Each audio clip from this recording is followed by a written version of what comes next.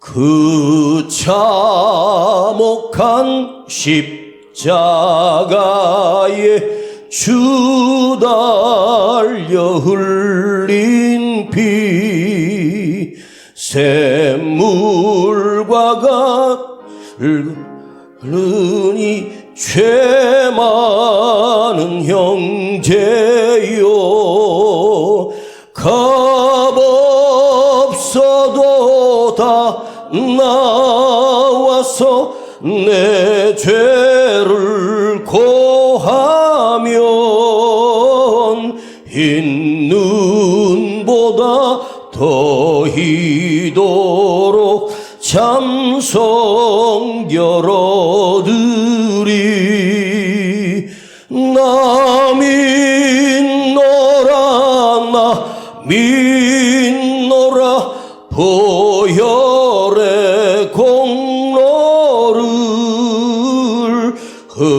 흠없어도 피 흘리사 날 구원하셨네. 그 참혹 상강도는 제 죄를 깨달아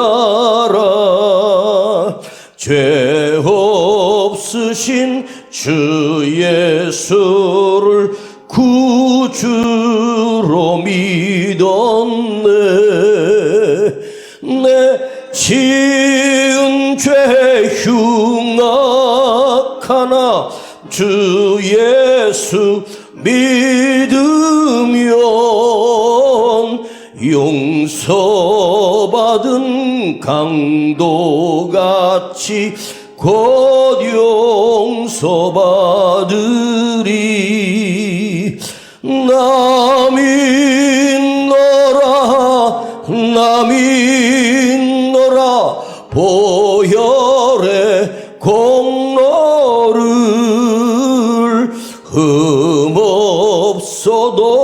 피 흘리사 날 구원하셨네. 나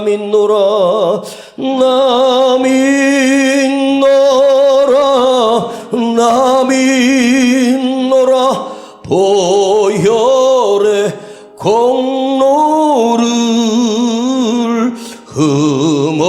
흠없어도 피 흘리사 날 구원하셨네.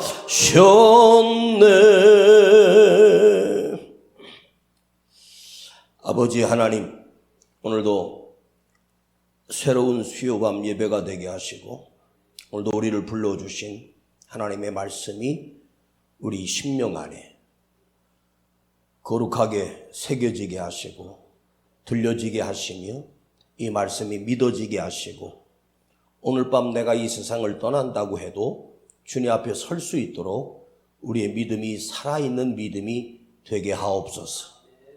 주님 홀로 영광 받으시옵소서. 우리 주 예수 그리스도 이름으로 기도하옵나이다. 아멘. 자, 우리 요한복음 3장,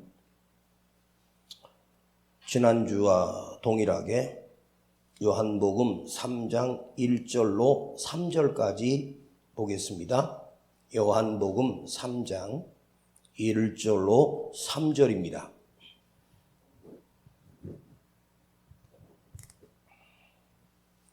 시작. 바리새인 중에 니고데모라 하는 사람이 있으니 유대인의 관원이라.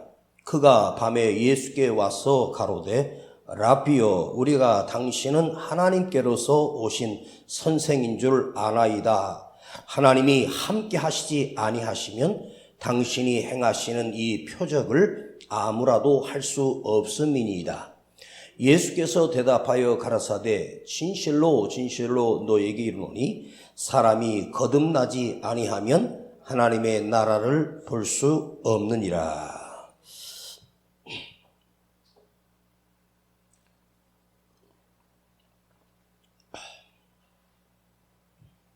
미국에 존 제임스라고 하는 화가가 있습니다.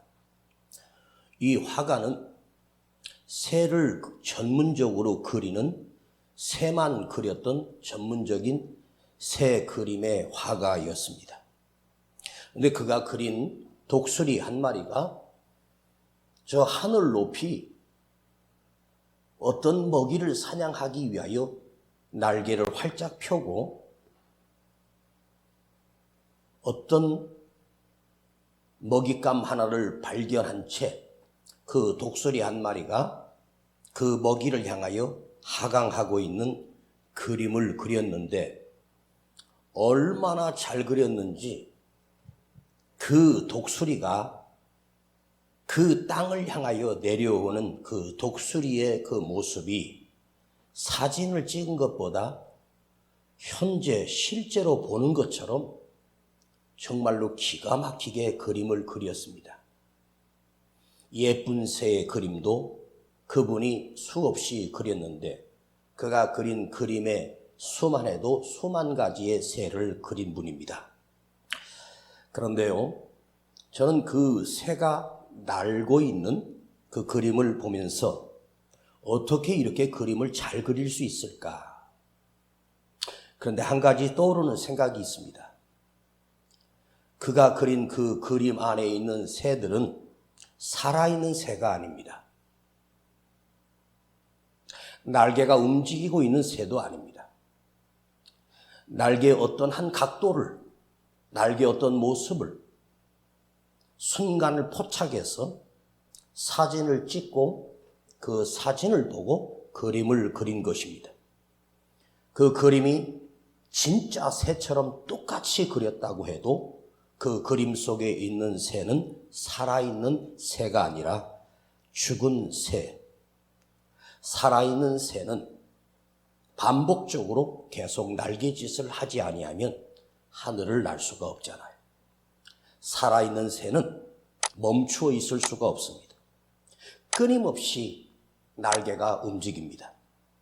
독수리가 바람을 타고 내려올 때도 그 날개를 활짝 펴고 그 기류를 이용하여 그 새가 날 때도 우리는 눈에는 보이지 않지만 새가 그 날개의 각도를 살짝씩 꺾으면서 그 바람을 타며 하강을 하거나 바람을 타고 위로 올라가게 됩니다.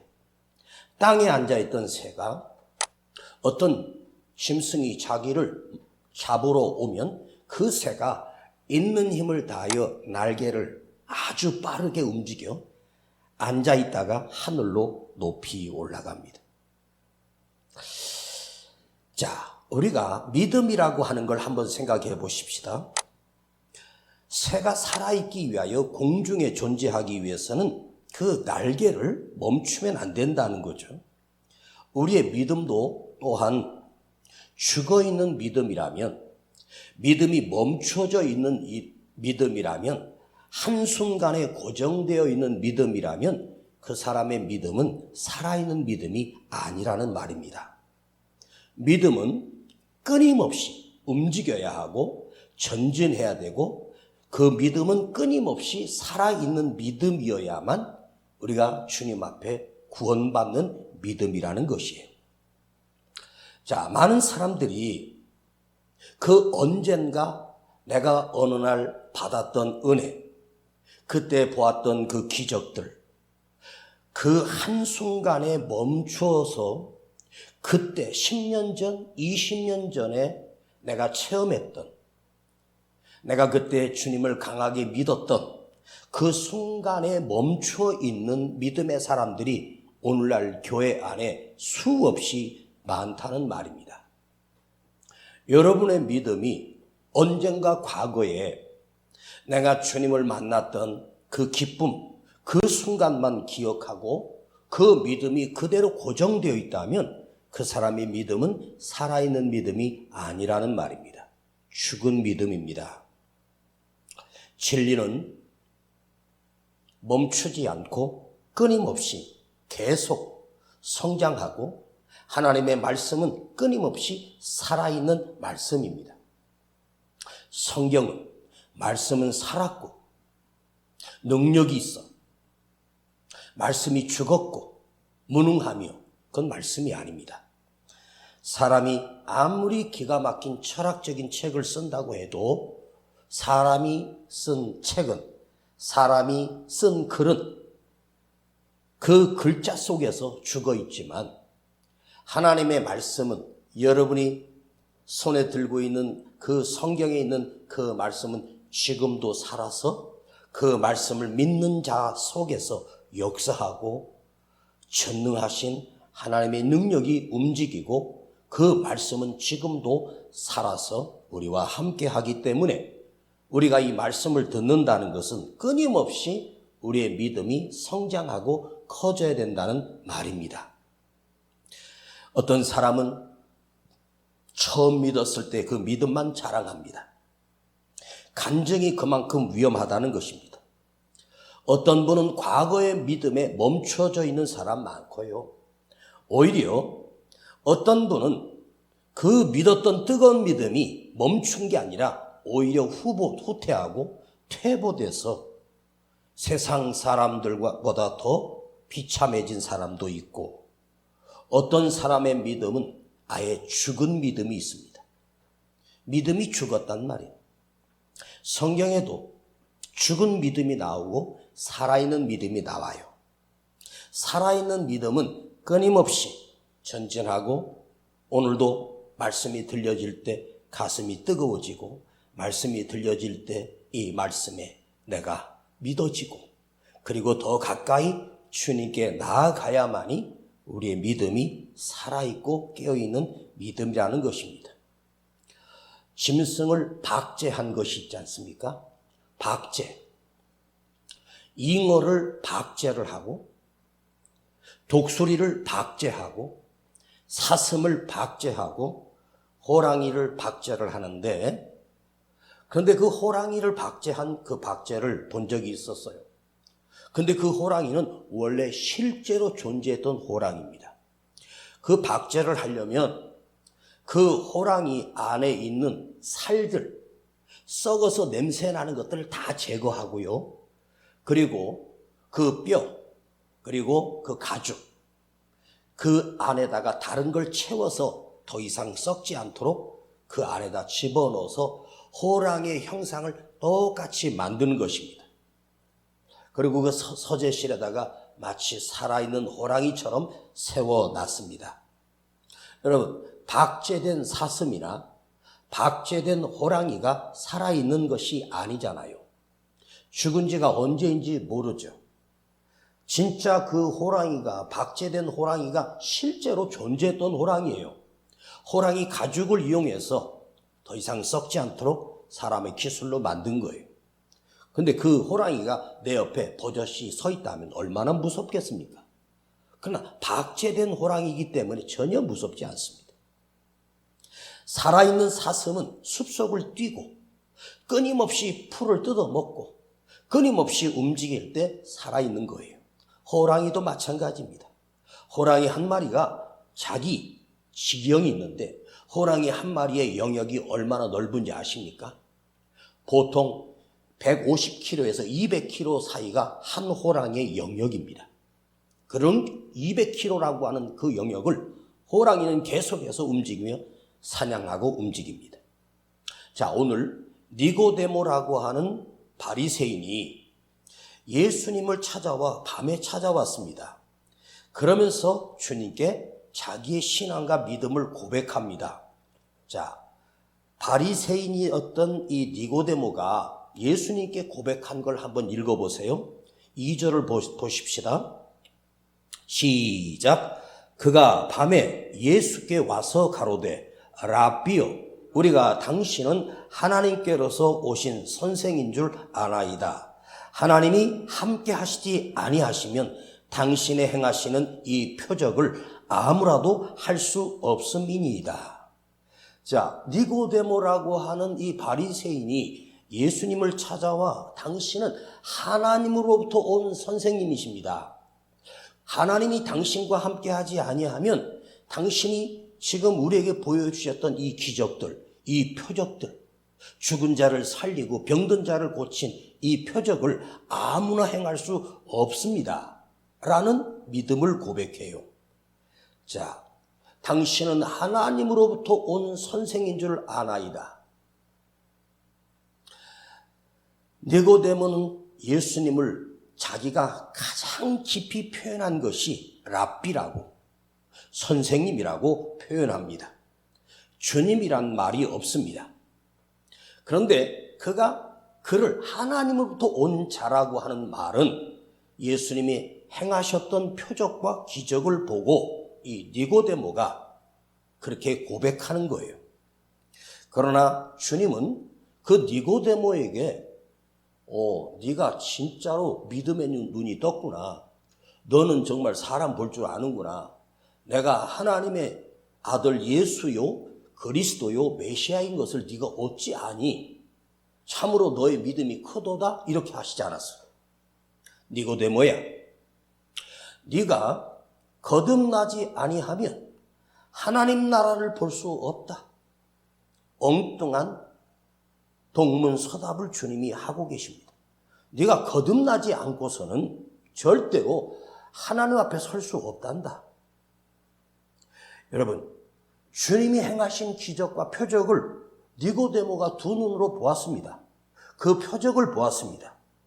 그런데 주님은 그 기적을 행하시고 누군가에게, 많은 사람들에게, 우리 성경에서 보면 어떤 문둥병자가 주님 앞에 나와서 고침을 받았습니다.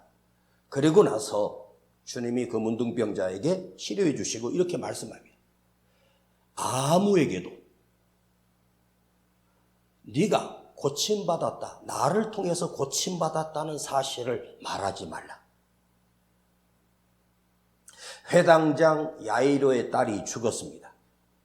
그 집에 가서 그 죽은 딸을 살리시고 너희도 아무에게도 말하지 말라. 아무에게도 전하지 말라. 이상하잖아요. 주님이 죽은 자를 살렸으니 너희들이 온 동네마다 소문을 내라. 그리스도가 왔다고. 이러지 않고 병을 고쳐주시고, 마태복음 12장에도 마가복음에도 나를 나타내지 말라. 내가 너를 고쳤다고 나를 드러내지 말라. 이 소문을 절대로 내지 말라. 너만 알고 있어. 왜 주님이 그 엄청난 기적을 행하시고 왜 말하지 말라고 당부하셨습니까? 겸손하셔서요? 아니에요. 주님을 알리기 위해서 더 말해야 되는데 말하지 말라고 했지만 그 소문이 온 예루살렘과 유대를 떠나 다른 이방인들에게까지 소문이 퍼져버렸어요. 그런데 주님이 말하지 말라라고 당부하시는 말은 진짜 중요한 말씀입니다. 이것은 아주 중요한 사실이 그 속에 있어요. 주님이 우리에게 기적을 보여주시고 우리의 문제를 해결해 주시고 여러분도 주님을 경험하고 병든 자 가운데서도 고침을 받고 때로는 기도를 통해서 평안을 얻고 수많은 은혜를 주님으로부터 기적과 표적을 우리도 경험했다면 그 사람이 그 표적과 경험했던 기적만 보고 예수를 믿는 사람이라면 그 사람처럼 위험한 사람이 없다는 거예요.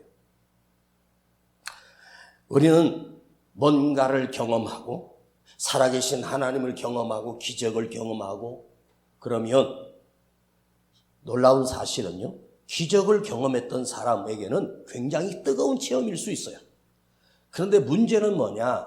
그 기적 안에만 사로잡혀서 그 기적만 기억하고 사는 어리석은, 그 안에 갇혀서 더 이상 성장하지 않는, 그림 속에 있는 새처럼 박제된 호랑이처럼 그때 그 기적만 기억하고 산다면 주님이 원하시는 믿음이 아니라는 거예요. 너는 그 표적 안에 멈추어 그 표적을 보고 그 표적만 믿고 살지 말라. 기적을 따라다니는 사람, 솔직히 말했어요.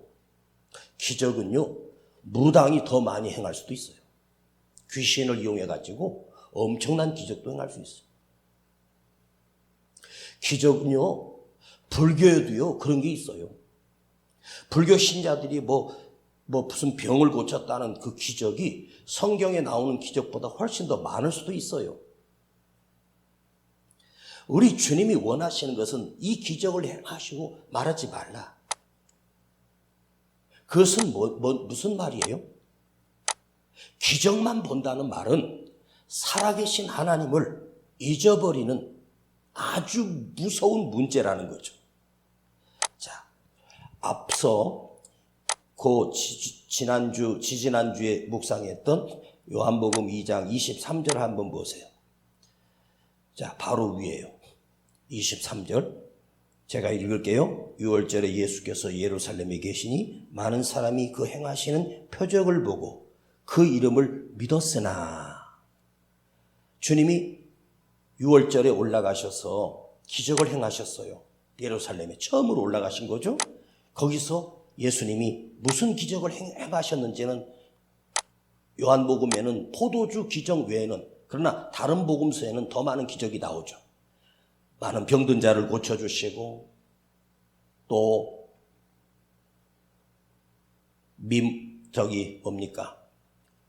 양문에 있는 베데스다 연못에 38년 된 병자를 고쳐주시고, 이런 표적이 막 예루살렘에 막 소문이 났어요.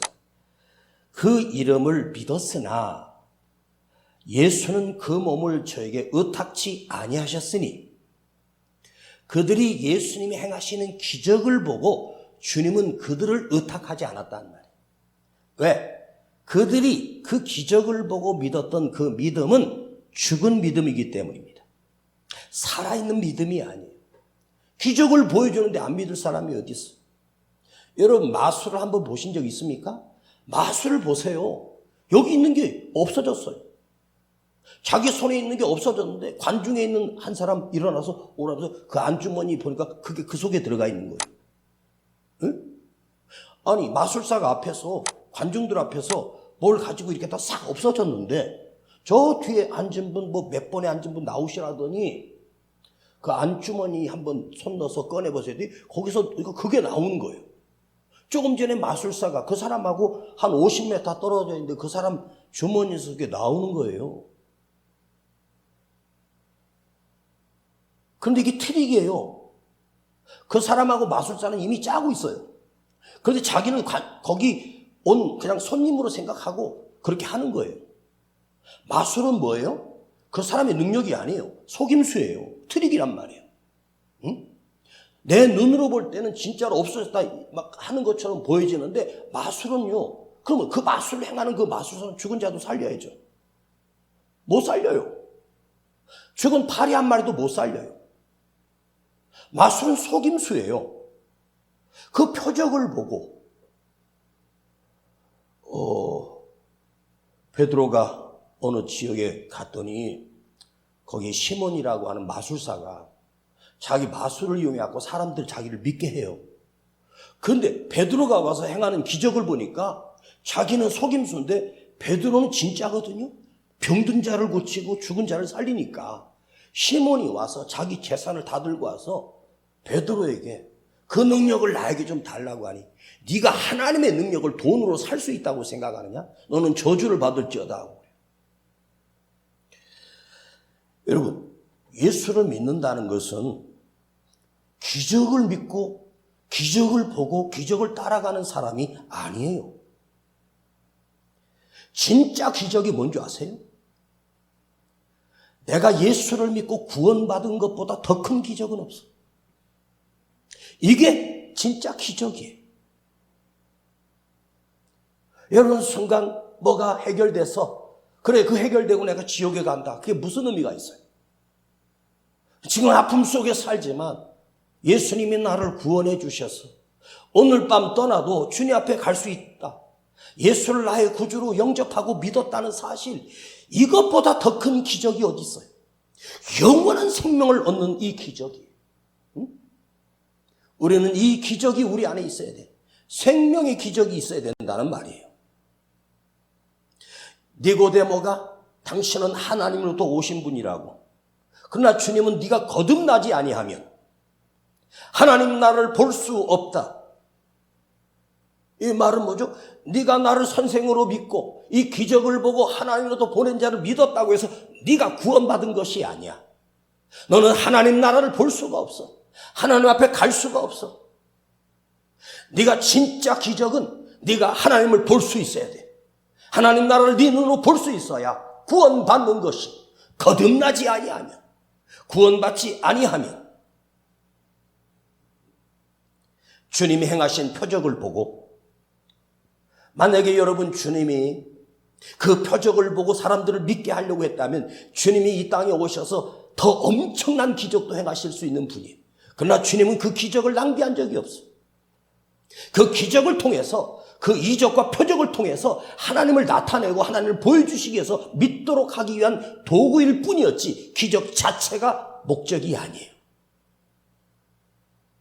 주님은 거듭나야 한다. 거듭난다는 말은 뭐죠? 근데 니고데모는 어떻게 내가 어머니 뱃속에 들어갔다가 다시 태어납니까? 거듭난다는 말은 새롭게 태어난다는 말이에요.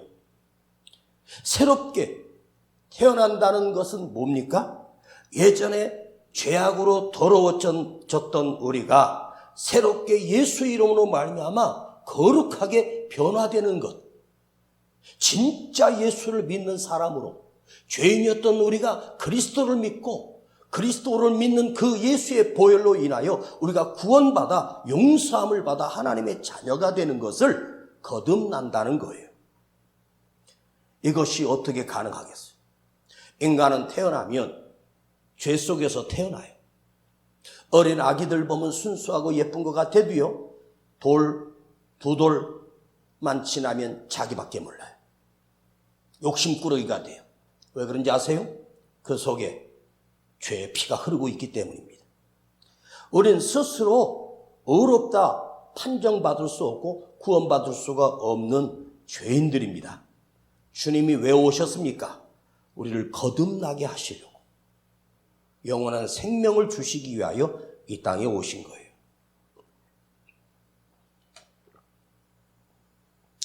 그렇다면 거듭난다는 말은 이 땅에 사람의 형상을 입으시고 오셨던 예수님을 만난 사람을 말하고, 또 하나는 이 땅에 오셨던 그 주님을 나의 구주로, 나의 주님으로 영접한 사람, 이 땅에 오셨던 주님을 믿는 사람, 믿은 사람이 아니라 믿는 사람, 현재 진행형입니다.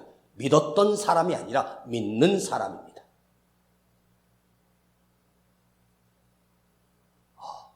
무지하게 덥네.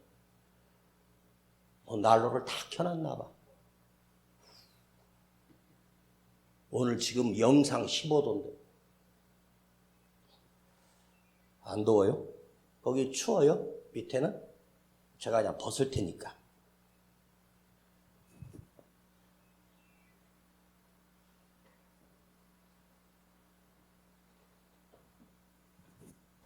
편하다. 예전에 제가 개척 시작하기 전에 어느 기도원 갔는데 외국에서 목회하시던 목사님이 강사로 오셔가지고 기도원에서 집회를 하시는데, 그때는 오래전입니다. 그 무더운 여름에 그 목사님이 양복을 입고 막 땀을 빨빨 흘리면서 설교를 하고 계시더라고요. 그런데 그 얘기를 하더라고요. 그 목사님이 어떻게 하나님 앞에서 주의 종이 덥다고 옷을 벗고 셔츠 바람으로 설교할 수 있냐고 막 그러시더라고요. 난 그때 그 목사님이 되게 존경스러워 보였어요. 아멘, 아멘 그랬습니다. 옛날에는 교회에 드럼을 갖다 놓으면 어떤 장로님이 드럼을 박살냈어. 나이트 클럽에서는 쓰는 걸 어디 교회다가 하고, 에어컨을 교회에다 설치하면 그 더운 걸 하나님 앞에 더워도 참고 예배 드려야지, 뭔 에어컨이냐고 막 그랬었습니다. 근데 지금 생각해 보니까 그 목사님이 그때 그렇게 무더운 여름에 그 양복을 입고 막 땀을 뻘뻘 흘리면서 설교를 하는데, 옷을 안 벗고 하시더라고요. 옆에 선풍기 하나 탁 틀어놓고, 근데 자기는 하나님 앞에서 겉옷을 벗을 수가 없다고. 아이, 셔츠 바람을 하면 좀 어때? 더운데. 다 끈 거야? 밑에 안 춥죠? 자, 지금부터 잘 들으셔야 됩니다. 성경에 예수님을 만났던 사람들을 제가 이야기해 드리겠습니다. 사울이란 사람이에요. 사울이란 청년이 다메섹 도상에서 그리스도인들이 그쪽으로 도피해서 거기에 숨어 있다는 것을 알고 군대를 끌고 그들을 잡으러 그 멀리까지 다메섹까지 가다가 그 다메섹 길에서 갑자기 정오 12시에 하늘에서 그에게 빛을 비추는데 태양빛이 아니라 그리스도의 빛을 보는 순간 눈이 멀고 꼬꾸라집니다. 그리고 사울아, 사울아, 네가 왜 나를 핍박하느냐? 음성을 듣고 눈이 멉니다. 아나니아를 통해서 사흘 만에 그의 눈이 떠지면서 그가 그리스도인으로 변화됩니다. 아라비아 사막에 가 3년 동안 홀로 자기 자신을 깨트리고 죽고 길리기아 다소 자기 고향에 가서 13년 동안 아무것도 못한 채 칩거를 합니다. 그러나 주님께서 그를 이방인의 사도로 부르셨다는 음성 하나를 듣고 평생을 바울의 사역을 약 12년에서 13년을 볼 수 있습니다. 그가 다녔던 길을 제가 지도상으로 한번 재봤습니다. 1차, 2차 배 타고 다니고 했던 그가 갔던 그 당시에 사도 바울이 걸었던 그 거리수가 얼마나 제가 계산해 보니까요. 17,000km입니다. 17,000km. 서울에서 부산까지 약 420km 정도 됩니다.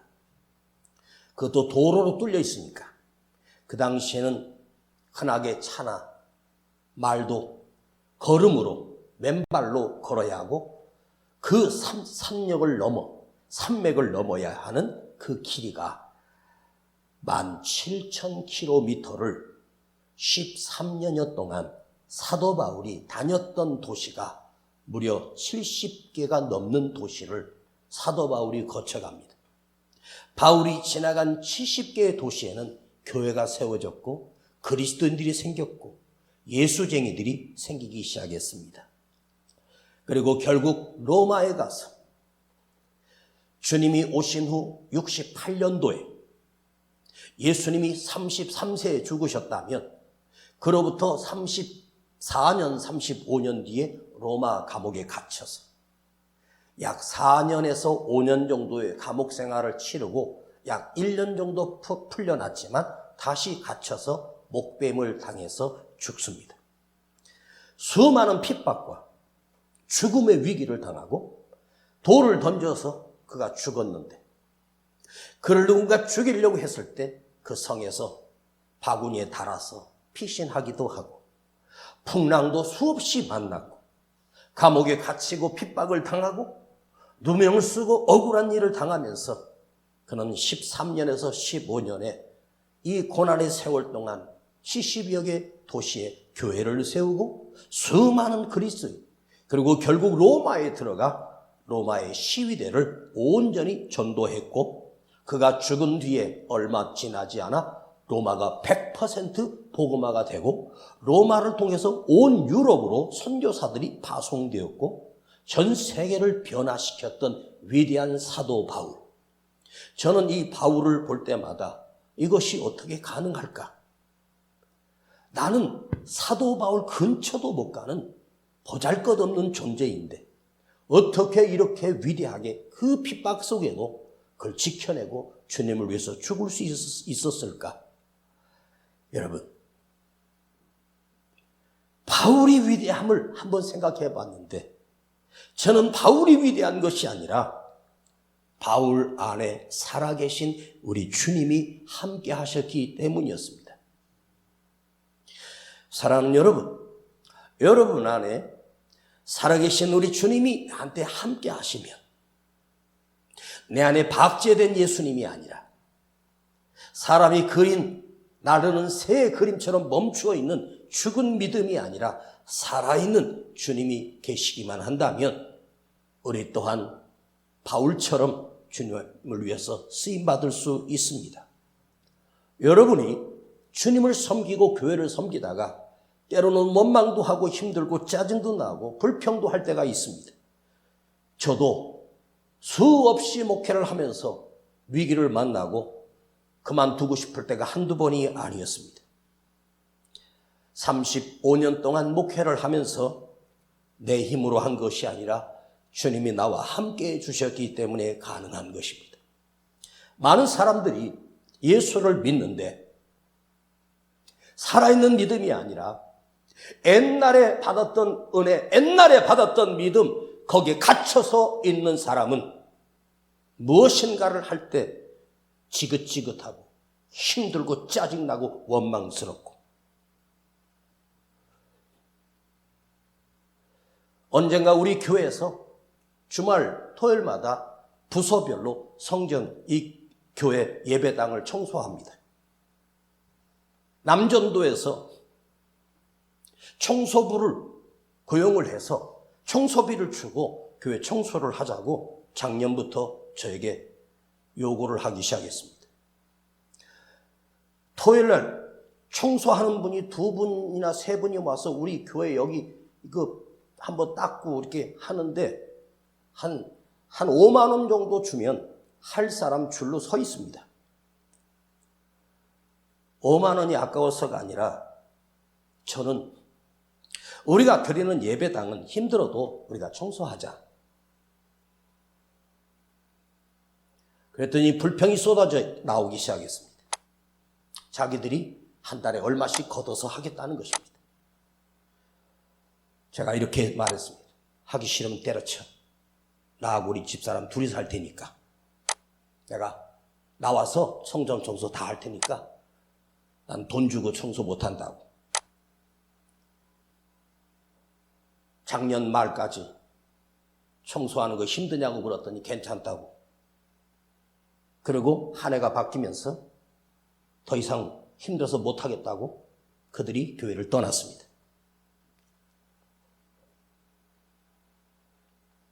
왜 그럴까요? 믿음이 멈춰 있거나 박제되어 있는 믿음은 지겨워서 못하는 거예요. 힘들다고 말합니다. 여러분이 내가 살아있기 때문에 헌신도 하고 섬길 수 있는 것이지, 살아있지 아니하면 여러분이 관 속에 들어가 있고 화장돼서 한 줌의 재가 된 사람이 어떻게 나와서 여기 앉아서 예배 드릴 수 있으며 찬송을 부를 수 있으며 성전을, 이 예배당을 청소하고 쓸고 닦을 수 있겠습니까? 불가능합니다. 살아있기 때문에 가능한 거예요. 그러면 이 생명은 누구의 것이에요? 내 생명이 아니라 우리 주님이 허락한 생명입니다. 우리 주님께서 여러분에게 남겨진 시간이 나는 모르지만 주님께 손에 있습니다. 여러분이 살아있는 동안, 눈 뜨고 있는 동안 그 믿음이 죽은 믿음이 아니라 살아있는 믿음이 되기를 간절히 축복합니다. 아멘.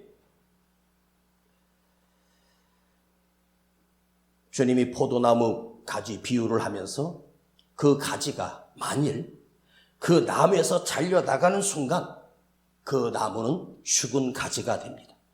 열매를 맺을 수 없다는 말입니다. 거듭난 사람은 자기 진리의 자리를, 믿음의 자리를 끝까지 지키는 자가 바로 거듭난 사람입니다.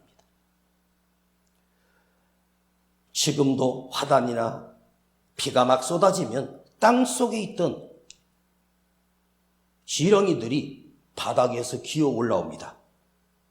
땅 속에 있어야 할 지렁이가 비가 오니까, 물론 물이 차니까 좀 숨쉬기가 불편해서 밖으로 나왔는데 곧 비가 그치고 태양이 내려쬐는 순간 그 지렁이는 다시 땅 속으로 들어가지 못하고 말라 죽는 지렁이를 수없이 보았습니다. 왜 그럴까요? 지렁이가 있어야 할 곳은 땅 속입니다. 우리가 있어야 할 곳은 예수 안에 있어야 되고, 우리가 있어야 될 자리는 주님의 말씀의 안에 있어야 삽니다. 주님을 떠나는 순간 우리는 말라 죽을 수밖에 없습니다.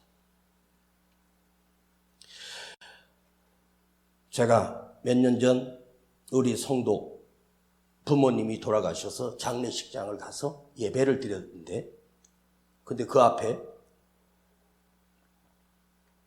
십자가를 이렇게 해놨어요. 그리고 집사라고 써놨더라고요. 그래서 내가 물었습니다. 아버님이 살아계실 때 믿음 생활을 하셨냐고 물어봤더니 한때는 집사님이었다고 합니다. 그럼 그 집사님이 언제까지 했냐 했더니 자기도 기억하지 못하는데 오래됐다는 말입니다. 옛날에 교회에서 집사 직을 받았습니다. 그러면 그 부모님께서 살아생전에 예수를 믿고 가셨느냐? 그것은 자기가 확인할 수가 없고 옛날에 믿었던 것만 알고 최근에는 신앙생활을 하지 않았다고 말했습니다. 여러분에게 한번 물어보겠습니다. 그분이 돌아가신 연세가 75세에 돌아가셨는데 30살에 집사가 됐답니다. 그리고 한 3, 4년 예수를 믿고 교회를 다니다가 교회를 떠나고 세상 사람으로 35년, 40년을 살다가 죽었습니다. 이분이 주님 앞에 갈 수 있겠습니까? 하나님 앞에 설 수 있을까요? 여러분, 오늘 내가 예수를 나의 구주로 영접하고 내 믿음이 깨어있고 살아있는 믿음일 때에만 내가 하나님 나라를 볼 수가 있는 거예요. 거듭나야. 우리는 매일매일 우리는 거듭나는 삶을 사는 거예요. 오늘도 이 예배당에 나와 여러분이 예배를 드리며 말씀을 들으면서 오늘 여러분 이 시간이 다시 거듭나야 되고 다시 깨어야 되고 다시 살아나야지 오늘 밤 내가 떠나도 하나님 나라를 내 눈으로 볼 수 있기 때문입니다. 솔로몬이 처음에는 1000번제를 드리고 그러나 그 말년에 하나님을 떠나버렸습니다. 하나님이 솔로몬을 버렸습니다. 사울왕도 처음에는 하나님께서 사울을 보시고 그 아버지 심부름을 신실하게 하는 그 사울 청년을 보시고 이스라엘의 첫 번째 황제로 왕으로 하나님께서 기름 부어 세웠습니다.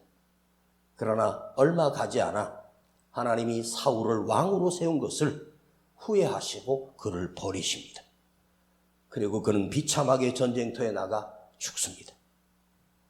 예수님의 오른편에 있던 강도가 죽기 전에 예수님을 향하여 믿음을 고백했습니다. 그때 주님께서 그 강도를 향해서 십자가에 달리셨던 우리 주님께서 그에게 이렇게 말씀하셨습니다.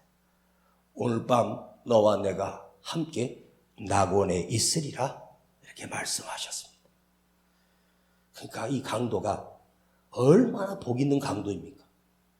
평생 못된 짓 하다가 예수님과 함께 십자가에 못 박혀 죽는 그 순간 예수님을 고백했어요. 이분은 하나님의 아들이라고 고백합니다. 그때 주님이 오늘 밤 너와 내가 함께 낙원에 있으리라. 그 말은 무슨 말이죠? 그럼 평생 악하게 살다가 정말로 얼마나 복이 많은지 마지막 죽는 시간에 예수님을 만나 예수님을 고백하고 영접했습니다. 우리가 이렇게 기적적으로 예수를 믿고 천국에 가면 얼마나 좋을까요?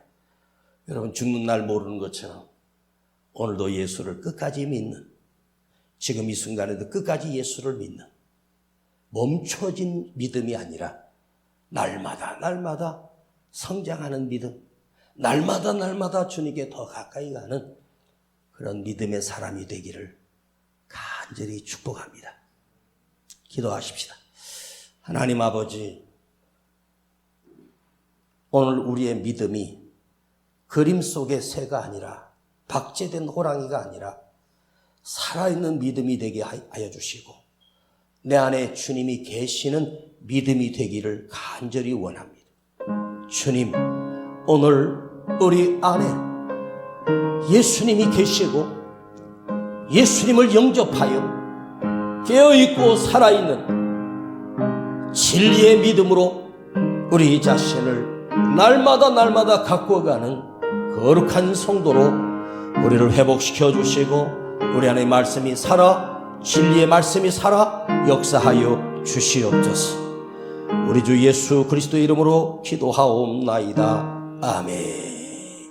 그 흉악한 한강도는 제 죄를 깨달아 죄 없으신 주 예수를 구주로 믿었네. 내 지은 죄 흉악하나 주 예수 믿으면 용서받은 강도같이 곧 용서받으리. 내가 고백합니다. 나 믿노라 보혈의 공로를 흠없어도 피 흘리사 날 구원하셨네. 나 믿노라